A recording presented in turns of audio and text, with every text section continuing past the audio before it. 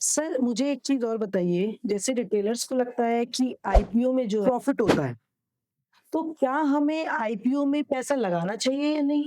IPO में पैसा लगाने के लिए आप कोई भी इन्वेस्ट आदमी ये देखता है कि एंकर इन्वेस्टमेंट ने इन्वेस्टर्स ने कितना पैसा लगाया, कितने ऑलरेडी एचएनआई ने कितना पैसा लगाया, उसके बेस पे आप उसको स्पेकुलेट करते हो भी आपको लिस्टिंग गेन आ जाएगा। ठीक है। अब देखिए लेंस कार्ड का पब्लिक इशू आ रहा है, कल ओपन हो गया। इसका अगर आप एनालिसिस करोगे प्राइसिंग के हिसाब से, तो मुझे तो समझ में नहीं आता कि 230 के पी में ये इशू आ रहा है। 405 का जो अपर बैंड है, अगर आप अप्लाई करते हो 230 रुपए प्राइस टू अर्निंग रेशियो इसका बनता है। तो उस पे क्या ये इतनी हाई वैल्यूएशन पे क्या ये सस्टेन कर पाएगी प्राइस? हमारे हिसाब से तो नहीं कर पाएगी। तो कारण ये है कि अगर आपने इसी पी पे इसी सेक्टर का और शेयर पकड़ना है, then Titan will be a better बेट।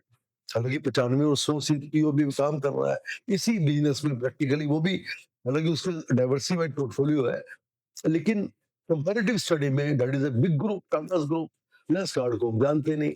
तो आपने देखा ऐसे पेटीएम का शेयर आया था 1900 रुपए के आसपास, 2021 में आया, 4 साल हो गए, 300 350 रुपए का प्राइस भी टच कर चुका है। क्योंकि मार्केट लास्टली क्या करेगी, उसकी वैल्यूएशन हमेशा याद रखना उसकी अर्निंग्स पे डिपेंड करेगी।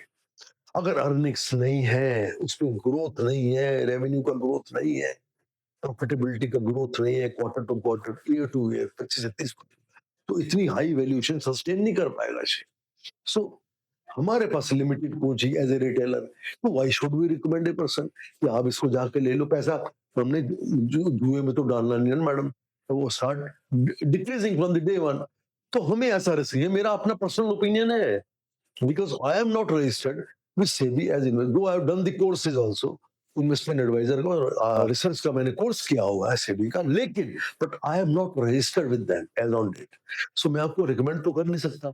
मेरा व्यू ये है we should not go for. Thank you very much.